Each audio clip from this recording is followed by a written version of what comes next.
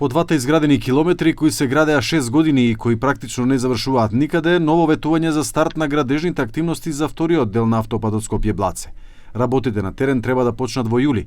Кога треба да бидат готови преостанатите 10 километри не се знае, но познато е колку ќе чини. Според проценките, сумата изнесува 215 милиони евра или 21,5 милиони по километар. Премиерот Мицкоски информираше дека Премиерот Мицкоски на брифингот со новинарите информираше дека евалуацијата на проектот е завршена, но се чека да заврши жалбената постапка и тогаш да почнат активностите на терен. На почетокот на јули годинава ќе почне да се гради автопатот Скопје-Блаце. Евалуацијата и изборот на компанијата е завршен и сега тече жалбената постапка во втор степен, а потоа треба да се очекува почеток на градежните активности. Парите се обезбедени, а проектот треба да чини 215 милиони евра. Освен Скопје-Блаце, во завршна фаза е Кичево-Охрид.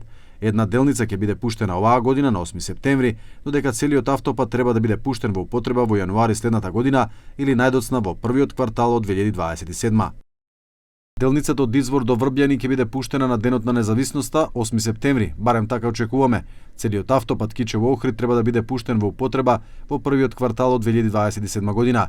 За комплетирањето на ово автопатско решение обезбедени се средства од 175 милиони евра, како заем од домашните банки, па финансиски покриен на целиот проект.